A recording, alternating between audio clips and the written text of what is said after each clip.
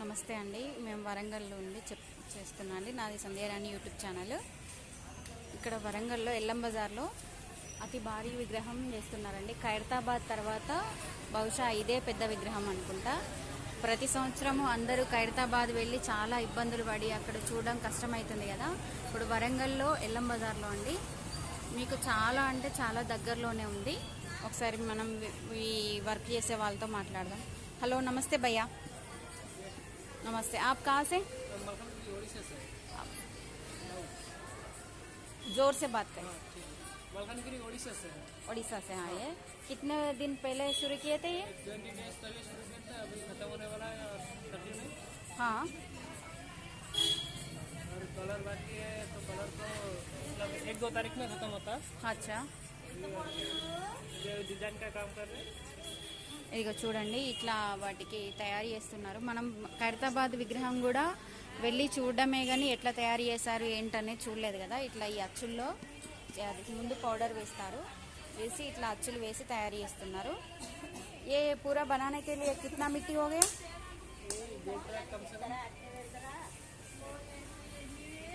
2 track. अच्छा, इसमें कौन सा मिला दिया? ये उड़ीसा में बाल मिलता है मूर्ति के लिए, हाँ, वो मिला है और रेती मिला है। अच्छा अच्छा। अब पूरा कितना टीम है? हम 10 जने हैं। 10 जने हैं। आपका नाम? केशव। आवाज केशव। ఇతని పేరు కేశవ్ అండి. ఆప్కా నామ్? अमर। అమర్. చూడండి, ఇట్లా కింద బకెట్ వేస్తే అవన్నీ విస్తున్నారు. దీని ద్వారా పైకి తీసుకెళ్తున్నారు. వాళ్ళు పైన ఇంకా 4 ఉన్నారు వర్క్ చేయడానికి. ఇది స్టార్ట్ అయ్యి 20 డేస్ అవుతుంది.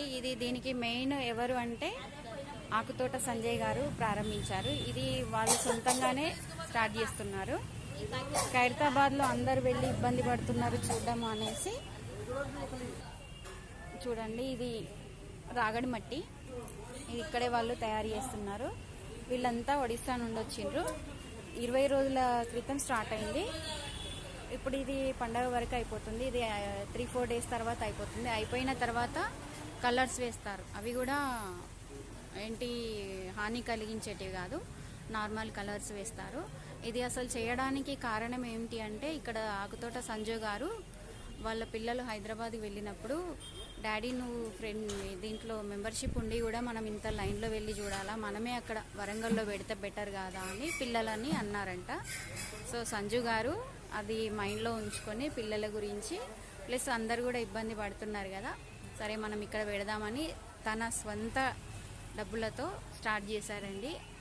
ఆ గణపతి బప్ప ఆయనకు అంతటి అదృష్టాన్ని అవకాశాన్ని ఇచ్చారు. ఇక ప్రతి ఒక్కరు కూడా ఇక్కడికి వచ్చి చూడొచ్చండి. ఇది దగ్గర 40 అడుగుల హైట్ ఉంది.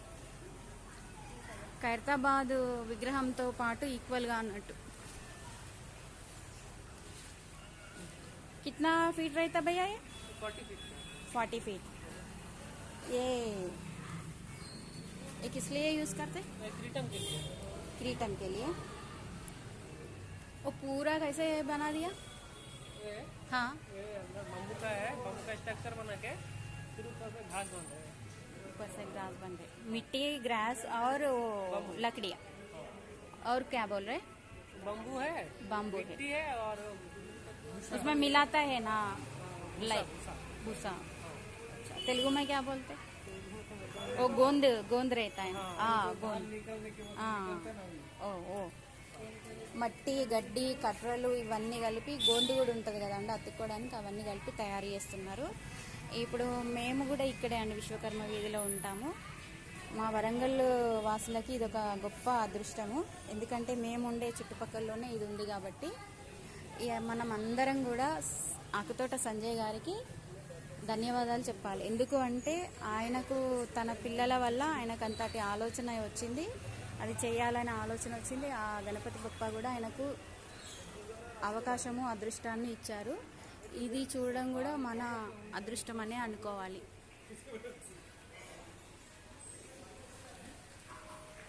నలభై ఫీట్ల వినాయకుడు, అతి భారీ వినాయకుడు అండి. ఇప్పుడు కిరీటానికి అవి పెడుతున్నారు చూడండి.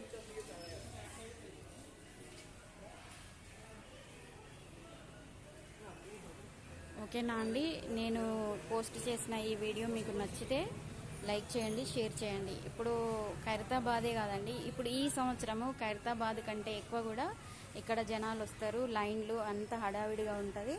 మీరు ఇప్పుడే వచ్చి చూడాలనుకున్న వాళ్ళు ఇప్పుడే వచ్చి చూడండి. ఇంకో 2-3 రోజుల్లో 27th వరకు ఇది కంప్లీట్ అవుతుంది. 27th కలర్స్ వేస్తారు. ఇంకా వరంగల్ వాళ్ళు, హన్మకొండ ఇక చుట్టుపక్కల ఉన్న వాళ్ళు మీరు ఎంత త్వరగా వీలైతే అంత త్వరగా వచ్చి చూడండి. ఎందుకంటే కంప్లీట్ అయిన తర్వాత ఇక్కడ ఒక జాతర లాగా అయిపోతుంది. బోనాలు, గండిపేట జాతర ఇవన్నీ అంటారు కదా, అవన్నీ మించి ఇక్కడ జరగనున్నది.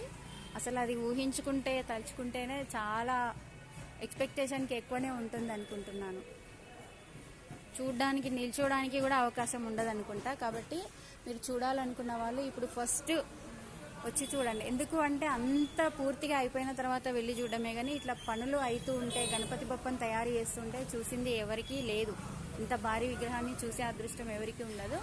సో మీరు వచ్చి చూస్తే అది మీకు దక్కిన భాగ్యం అనుకోవచ్చు అండి.